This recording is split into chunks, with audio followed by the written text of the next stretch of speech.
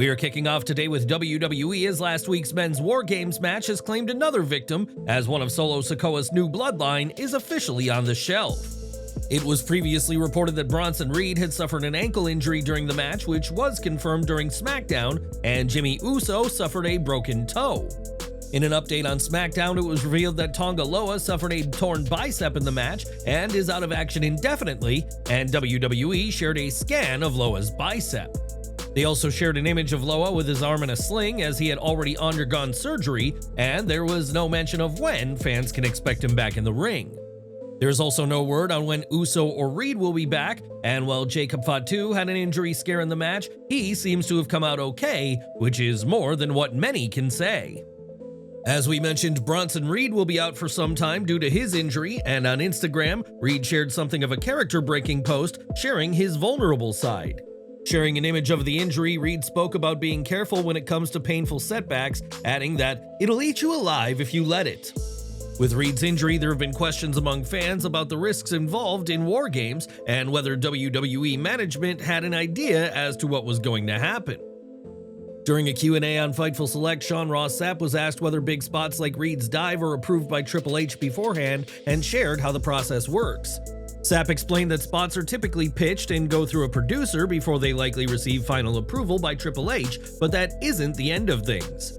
WWE production is also informed in advance of big spots to ensure that the necessary camera shots and angles are ready for when the spot happens on TV. While other promotions may let talent improvise and take huge risks on the fly in matches, that isn't the case in WWE, as a lot of the action is mapped out prior to matches. That's especially the case for dangerous moments like Reed's dive from atop the Wargames cage, and unfortunately in this case, it led to serious injury. While injuries are a working hazard of wrestling, Triple H was reportedly furious with WWE's creative and producers for okaying the spot, as there were big plans for Reed in the works. PW Insider reports that Reed was set to work with Seth Rollins in steel cage matches during WWE's holiday tour of live events and was set to have an important segment with CM Punk. It's unclear what that segment would have looked like, as both Reed and Punk have had issues with Rollins, but all these plans will have to change now that the Australian is out of action. Reed had been feuding with Rollins before aligning with Solo Sikoa's Bloodline in Wargames, which led many to suspect Seth would join the OG Bloodline despite claiming he wouldn't. Instead, Rollins was true to his word, and it was Punk who joined the OG Bloodline's Roman Reigns, Sami Zayn, and the Usos, who ended up winning the main event of Survivor Series. It's been reported that WWE brought Drew McIntyre back on this week's Raw earlier than planned due to Reed's injury, so it goes to show how one injury can change plenty in WWE. Reed surprisingly wasn't a part of this week's SmackDown, which opened with the Bloodline being shown making their way into the arena. Solo Sikoa shoved Apollo Crews when the latter was getting his bags checked by security, and when Crews tried to get Solo's attention, he was taken out by Jacob Fatu and his super kick. The Bloodline then brawled with security guards, all of whom were laid out, as Solo and his allies were not in a good mood at all, given their PLE loss and 2 allies being injured. Now, WWE has a lot of things in the pipeline even after a big PLE, and on this week's SmackDown, fans were ready to hear from the brand new US champion Shinsuke Nakamura. The King of Strong Style dethroned LA Knight at Survivor Series Wargames to win the gold, and the new champ made his way to the ring to kick off SmackDown's second hour. Nakamura didn't get a chance to say a word before LA Knight arrived on the scene, and the former US champion wanted an immediate rematch for the gold. Nakamura didn't respond, so Knight berated him more with some insults and put on sunglasses to block Nakamura's miss in a smart move by the megastar. Suddenly, Andrade arrived and laid his claim to a title shot, but he and Knight were jumped by Tama Tonga and Jacob Fatu in a sign of dominance by the Bloodline. The faction did not target Nakamura after he started spewing black liquid from his mouth, and an OTC chant rang out as the Bloodline continued their assault on Knight and Andrade. Solo Sikoa grabbed the mic and said he was tired of people not taking him seriously, adding that he is still the tribal chief and has the Ulafala in his possession to prove it. Solo concluded by demanding acknowledgement from the fans, and it'll be interesting to see if Andrade and Knight retaliate after this week's attack. But what do you think? Can Sikoa still call himself the tribal chief? Is it time for Jacob Fatu to overthrow him as many have predicted? Share your thoughts in the comments. The segment ended, but Jacob Fatu was certainly not finished after this attack, as when the Bloodline were leaving, a fan began yelling at Solo Sikoa. The fan then started yelling at Fatu, telling him, "You suck," and Fatu fired back with some choice language, telling the fan that, "Yo mama suck." It was certainly a choice reaction from Fatu, one that WWE did not bring attention to at SmackDown, as Fatu wasn't going to take insults lightly either at himself or at his tribal chief. With Raw moving to Netflix on January 6th next year, the landscape of WWE is going to change very soon, and fans could also see a change to WWE's rosters. On SmackDown, a segment with Cody Rhodes was interrupted by Raw's Chad Gable and American Made, with Gable saying the transfer window is about to open. Gable said he'd talked to Nick Aldis about a move to SmackDown, and after the segment, Michael Cole confirmed that there'll be a transfer window in which brand switches can happen. It was said that Nick Aldis, Adam Pearce, and Ava will confer to make the moves, meaning SmackDown, Raw, and NXT will be affected by this transfer window. This is a new way for WWE to move talent, different to its usual post-WrestleMania draft, and who would you like to see move ahead of Raw's arrival on Netflix next month? Kevin Owens was on SmackDown and was in his usual sour mood, as shown with his frustrations blowing over during an interview turned meltdown. Owens first refused to meet Michael Cole in the arena for an interview, instead demanding Cole meet him in Owens' car, which the veteran commentator obliged. There, Owens shared his frustrations about Cody Rhodes teaming with Roman Reigns, and Cole brought up that the Usos and Sami Zayn had done the same, but Owens was only going after Cody. Owens said he didn't care what Jimmy or Jay decided to do, but said he'd deal with Sami when the time is right, but right now, his focus is on the undisputed WWE Champion. Later in the show, Owens made his priorities clear, as after Rhodes defeated Chad Gable in the main event, the American Nightmare was ambushed with a post-match attack. Owens stomped at the ankle of Rhodes, seemingly giving Cody an injury that KO will be happy to exploit at Saturday night's main event, in contrast to their previous title match. It was Owens' reluctance to target Rhodes' injuries that would cost him at Bash in Berlin, but with this heel turn, Owens targeting an injury could spell disaster for the WWE Champion next week. The main event was the match booked in the opening segment with Rhodes and Gable, and as expected, Ivy Nile and the Creeds were by Gable's side. The energy was high from the start in this match and never dipped, as Gable clearly recognized that this was a big opportunity for his character and made his already crisp work extra sharp. It helped that he was working with Rhodes, who proved to be a great dance partner, and the two gave what was the best thing on the entire show from a technical standpoint. Part of what has made Rhodes work is his ability to work with opponents of every style, and seeing him work against someone just as talented was a lot of fun this week. Do you think Kevin Owens has a point, or is he letting his emotions get the best of him? How will this feud impact the WWE title picture? Share your thoughts in the comments below. More from SmackDown, as Dominik Mysterio, a Raw superstar, was spotted at the show, having a quiet word with SmackDown General Manager Nick Aldis. This played out in the background of a segment with Bianca Belair, Chelsea Green, and Piper Niven, and while WWE didn't bring attention to Dirty Dom, he was noticed by the fans. The segment saw Green mock Bianca Belair for her loss in the Women's US title tournament, and said the EST was playing Nancy Drew and trying to solve the Jade mystery. Things escalated as Belair punched Green, only to be double-teamed by Chelsea and Niven, a sign that Belair is already feeling the effects of not having her partner around. While this played out, Dominik could be seen in the background speaking with Aldis, with speculation that this could be a sign that Mysterio wants to leave Raw and join the Blue brand. Mysterio has been at odds with Finn Balor for some time now, in the latest tease of issues in the Judgment Day, and the former North American champion could be looking for a way out. What was notable is that Liv Morgan wasn't seen with Mysterio on SmackDown, and we'll have to see how the rest of the Judgment Day react to Mysterio's visit to Friday nights. Could Mysterio's role this week be the setup for a trade, a brand crossover, or maybe something else? WWE is keeping quiet, which has only deepened this Dirty Dom dilemma. SmackDown saw the crowning of new WWE Tag Team Champions as DIY won the gold, but there were plenty of twists and turns along the way. Originally, the Motor City Machine Guns were set to defend against the Street Profits, but that was before the Profits were found attacked backstage before their match. Nick Aldis informed Chris Sabin and Alex Shelley of the change, and Johnny Gargano was quick on the scene to pitch DIY as replacements for Montez Ford and Angelo Dawkins. Aldis seemed reluctant, but the Guns encouraged the idea, resulting in a title match later in the night that was nothing short of exceptional. Both teams showcased their styles as DIY's blend of Gargano's speed and Ciampa's aggression blended with the precision-based teamwork of the Motor City Machine Guns. Despite the action, the cracks in DIY appeared evident as they seemed to be at odds throughout the match, culminating in both men shoving each other in the ring. Ciampa grabbed a chair, which the referee stopped him from bringing into the ring, but it was at this moment that Gargano shocked everyone by delivering a low blow to Chris Sabin.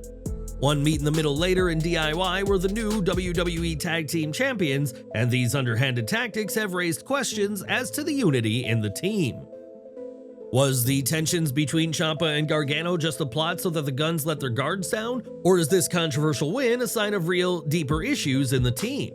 There's also the question of where the Guns go from here and how they'll respond, both to losing their titles and the manner in which DIY stole the gold. This was an unexpected direction for DIY, but surprises done well are never a bad thing, and with a heel turn, hopefully Candice LeRae can start hanging out with her husband again. What do you think about DIY's controversial win? Was it strategy or desperation? Share your thoughts in the comments below. The first match on SmackDown was the final first-round match of the ongoing Women's US title tournament as Tiffany Stratton faced Naomi and Elektra Lopez. Naomi occasionally found herself double-teamed by the heels, but did a good job creating space between everyone when she could. This match was hurt by a lack of chemistry, which resulted in a few miscommunications, and while the good stuff they did was good, the number of clunky incidents stood out. Candice LeRae interfered to distract Naomi, and Tiffany Stratton threw her out of the ring and hit a moonsault on Lopez for the win, earning herself a huge victory that her hometown relished in. With her win, Stratton moves on to the next round of the tournament and will face Mi Chin in the semifinals on December 13th on SmackDown. The winner of that will face the winner of Bayley vs. Chelsea Green at Saturday night's main event on December 14th, where we'll see the first ever Women's US Champion be crowned. After the fight backstage, Bianca Belair and Piper Niven met in singles action, though Chelsea Green was at ringside to be a thorn in the side of the EST with her distracting personality.